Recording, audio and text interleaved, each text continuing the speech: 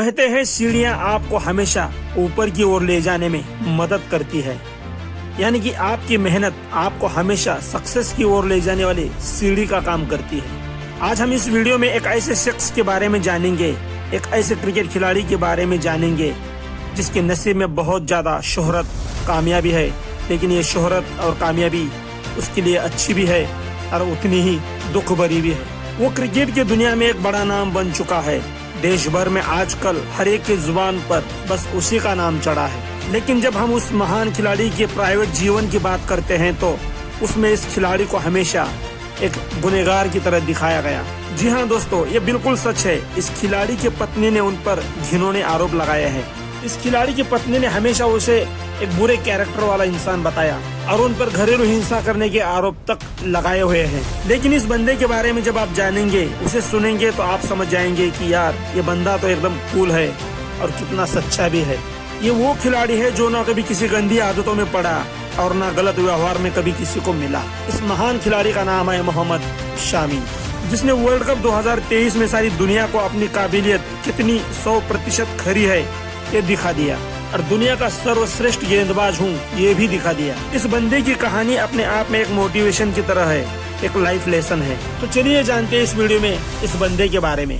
उत्तर प्रदेश के अमरोहा शहर से तौसीफ अली नाम के एक तेज गेंदबाज थे। उनकी गेंदबाजी देखकर लोग हमेशा उनसे कहते थे कि जाइए आप किसी क्लब को ज्वाइन कीजिए, देखना एक दिन आप टीम इंडिया के लिए जरूर खेलेंगे। इनका परिवार एक खेती बाड़ी वाला परिवार, ज्यादा कमाई का कोई जरिया नहीं, हमेशा पैसों की तंगी रहती थी और इसीलिए उन्हें अपना सपना पूरा करने के लिए ना कोई कोच मिला और ना ही कोई क्लब मिला। घर की जिम्मेदारियों के लिए उन्होंने अपने इस पैशन को छोड़ दिया। आगे जब उनके बच्चे हुए तो उन्होंने ये सपना उनके बच्चों में देखने की कोशिश करते रहे और उनके इन्हीं बच्चों में से एक बच्चों में तौसीफ अली साहब को उनके सपने नजर आने लगे और इस बच्चों को तौसीफ अली साहब कभी अपने घर के आंगन में तो कभी अपनी खेती में ले जाकर गेंदबाजी की प्रैक्टिस कराते थे। ऐसे करते करते वो अपने बच्चे के लिए 15 साल तक कोच बने रहे।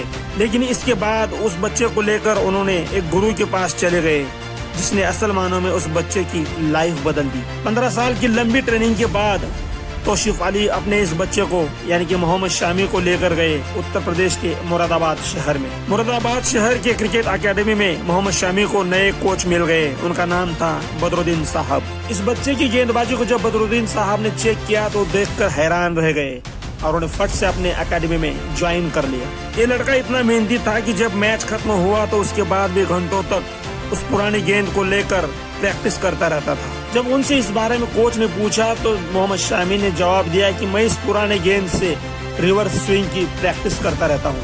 आगे जब अंडर 19 सिलेक्शन की बात आई तो कोच को लगा कि ये बंदा जरूर सिलेक्ट होगा, लेकिन ऐसा हुआ नहीं। अब कोच को लगा कि इसकी सिलेक्शन में जरूर कुछ तो गड़बड़ी हो गई है। सिलेक्टर्स ने उसे साफ मना कर दिया और कहा कि इस लड़के को अगले साल लेके आना, तब सोचेंगे। बदरुद्दीन साहब के मन में ये बात घर कर गई और उन्हें कहा कि इस बच्चे का इस तरह से अगर साल खराब हो जाए तो फिर क्या फायदा। कोच बदरुद्दीन साहब ने मोहम्मद शमी के पिताजी को एक सलाह दी और कहा कि इस बच्चे को आप कोलकाता भेज दो, ये वहाँ जाकर क्लब खेलेगा, स्टेट खेलेगा तो कमाल हो जाएगा। तौसीफ अली साहब ने ये बात मानी और अपने बेटे का सपना पूरा करने के लिए उन्हें कोलकाता भेज दिया गया। कोलकाता जाकर मोहम्मद शमी ने क्लब तो ज्वाइन कर लिया, लेकिन मंजिल अभी बहुत दूर थी। क्रिकेट की मेहनत तो चल रही थी, साथ में जीवन का संघर्ष भी चल रहा था। लेकिन कहते हैं ना, आपके अंदर इन सपनों को पूरा करने की, इस पैशन को पूरा करने की हिम्मत है तो रास्ते अपने आप खुल ही जाते हैं। आगे चल के उनकी मुलाकात बंगाल क्रिकेट एसोसिएशन के सेक्रेटरी देवव्रत साहब से हो गई। देवव्रत साहब ने जब मोहम्मद शमी की गेंदबाजी देखी तो देखते ही दंग रह गए और माना कि लड़के में कुछ तो दम है। देवव्रत साहब ने जब मोहम्मद शमी के बारे में जाना तो उन्हें समझ में आया कि इस लड़के को सिर्फ उसका जुनून और क्रिकेट का पैशन यहाँ तक लेके आया है और उन्होंने मोहम्मद शमी को अपने साथ रख लिया। और फिर एक दिन बंगाल के एक सिलेक्टर्स की नजर मोहम्मद शमी के ऊपर पड़ी तो उन्होंने शमी को अंडर 22 की टीम में शामिल कर दिया। जब देवव्रत साहब से पूछा गया कि आप इस लड़के के ऊपर इतना मेहरबान क्यों हो, तो उन्होंने जवाब में कहा कि इस लड़के को पैसा नहीं चाहिए, इसे बस क्रिकेट खेलना है, इसे सिर्फ स्टंप दिखते हैं और एक खेल का दीवाना है। इसे खिलाड़ियों को बोल्ड करने में ज्यादा विश्वास है और एक करता भी है। वहाँ से आगे कोलकाता के मोहन बागान की तरफ से खेलने के लिए ईडन गार्डन में जब पहुँचे तो नेट में प्रैक्टिस करते हुए उन्हें टीम इंडिया के पूर्व क्रिकेटर सौरव गांगुली मिले और जब सौरव गांगुली ने उनकी गेंदबाजी देखी तो उन्होंने कहा कि कमाल की गेंदबाजी है। और गांगुली के कहने पर ही 2010-11 में बंगाल की रणजी टीम में उन्हें शामिल कर लिया गया। आगे चल के 6 जनवरी 2013 को पाकिस्तान के खिलाफ टीम इंडिया ने उनको डेब्यू कैप पहनाया। उस कैप का नंबर था 195, जिसको वो आज भी पहनते हैं और उसका रुतबा हर दिन बढ़ाए जा रहे हैं। लेकिन मोहम्मद शमी को जो प्यार मिला, उनके फैंस की तरफ से जो तालियां मिली, वो इतने आसानी से नहीं मिली। अपने ही परिवार की बहुत सारी चुनौतियों का सामना उन्हें करना पड़ा। उनके एक इंटरव्यू में उन्होंने कहा था कि मैंने एक बार सुसाइड के बारे में भी कोशिश की थी और इसी के चलते उनके घर वालों का हमेशा उनके ऊपर एक पहरा रहता था। ऐसा लग रहा था जिंदगी उनसे बहुत कठिन इम्तिहान ले रही है। उनकी अपनी पत्नी, जिन्होंने अपने घर वालों की मर्जी के खिलाफ जाकर शादी की थी, उन्होंने ही मोहम्मद शमी पर बड़े संगीन आरोप भी लगाए हुए थे। मोहम्मद शमी की शादी के बारे में अगर बात करें तो उनकी पत्नी का नाम हसीन जहां है, जो एक मॉडल है और KKR टीम के लिए चीयर लीडर्स के तौर पर काम करती थी। और वहीं उन दोनों की मुलाकात भी हो गई। अब 6 जून 2014 को परिवार के विरोध के बावजूद भी शमी ने हसीन जहां से शादी कर ली। शादी के कुछ सालों तक तो हसीन जहां कहती थी कि शमी जब घर आते हैं तो मानो ईद जैसा माहौल होता है और हमेशा उनकी याद आती रहती है। और कुछ साल के बाद हसीन जहां कहने लगी कि मोहम्मद शमी एक घटिया इंसान है।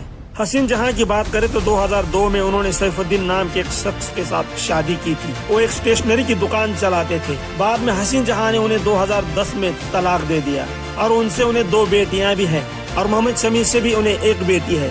बाद में मोहम्मद शमी और हसीन जहां के बीच झगड़े होने लगे, यहाँ तक कि शमी के ऊपर मैच फिक्सिंग के आरोप भी लगाए गए। और जैसे जैसे वक्त बीतता गया, दोनों के बीच का तनाव बढ़ता गया, रोज झगड़े होने लगे।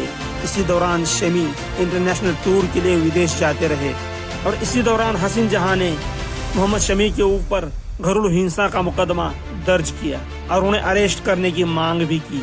और जैसे ये न्यूज आई, ऐसा लगा कि मोहम्मद शमी का करियर अब खत्म हो गया। और इसके बाद एक जांच कमेटी बिठाई गई जिसमें सारे आरोप झूठे निकल कर आए। देखते ही देखते साल 2023 का वर्ल्ड कप आ गया। मैनेजमेंट में उन्हें पहले 4 मैचों में मौका दिया ही नहीं। बाद में हार्दिक पांड्या इंजर्ड हो गए और कैप्टन रोहित शर्मा ने उन्हें न्यूजीलैंड के खिलाफ गेंद सौंप दी। जैसे ही मोहम्मद शमी ने इस मैच में गेंद डाली, पहली गेंद से ही धमाका शुरू कर दिया। वर्ल्ड कप में खेलते हुए न्यूजीलैंड के खिलाफ मोहम्मद शमी ने 5 विकेट ले लिए। उसके बाद इंग्लैंड के खिलाफ 4 विकेट और फिर श्रीलंका के खिलाफ 5 विकेट ले लिए और सारी दुनिया ने मोहम्मद शमी के गेंदबाजी का लोहा मान लिया। इसके साथ ही मोहम्मद शमी ने वर्ल्ड कप में इंडिया की तरफ से सबसे कम पारियों में सबसे ज्यादा विकेट लेने वाले यानी कि 44 विकेट लेकर एक इतिहास अपने नाम लिख दिया। जब भी हम मोहम्मद शमी की जीवन की यात्रा देखते हैं तो लगता है एक लाइफ लेसन है। तो दोस्तों, मोहम्मद शमी के जीवन का ये संघर्ष क्या आपको प्रेरणादायी लगता है? हमें कमेंट करके जरूर बताइए। अगर ये वीडियो अच्छा लगा तो एक लाइक और एक सब्सक्राइब जरूर कीजिए।